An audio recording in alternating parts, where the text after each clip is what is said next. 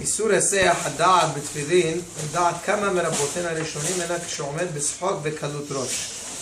When is considered היסח הדעת by tefillin an isur? That's only when a person is b'shok v'kalut rosh, he's sitting, he's making a joke, he's talking about things that are considered dvarim betelim. Guy's talking about what he watched yesterday on the television, on the internet, whatever it is. These are all things that are considered under the category of shok v'kalut rosh, and therefore a person should refrain from doing so while wearing tefillin.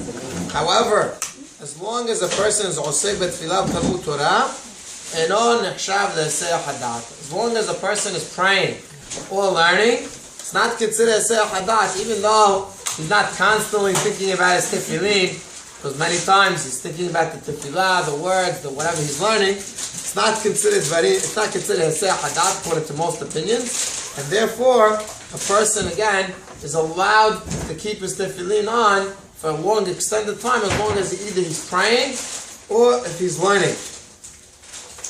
However, again, as soon as he's finished praying or if he's finished learning, in that case he should not keep the tefillin on unless he's thinking constantly about his tefillin. As soon as he's ready to talk about things that are not pertaining to tefillah or to learning, the person should immediately remove the tefillin in order not to have any kind of hesech hadad. It brings down that an avel betoch shiv'at yemei avluto, if let's say they're having speeches about the avel, they should not have the speeches while the tefillin is on. They should take off the tefillin. Why? Because again, when a person is talking about the avel, usually a person is mesiach da'at from the tefillin. A person is not constantly, again, it might not be dvarim betelim, but again, it's not considered dvarim of divrei Torah, again, unless they're talking divrei Torah, but if talking about stam da'avel, a person is not considered learning Torah or praying, and therefore he says a person should take off the tefillin, and then he should sit be'avluto. Then he should sit and talk about the avel or things like that, but a person should not talk, again, even though it's not, again, you're not talking nonsense, rather you're talking about the avel, but since this is not considered divrei Torah, or again, divrei tefillah, in such a case, a person should first remove his tefillin and then sit as an avel, again, to talk about the avel. One last halakha in regards to taking off the tefillin.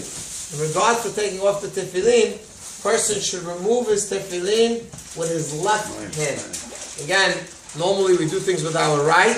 However, when removing the tefillin, we remove it with our left. Why with our left? To show that we really don't want to take off the tefillin. In essence, right? Say the reason is because we want to show that we don't really want to take off the tefillin. We really want to leave the tefillin on all day.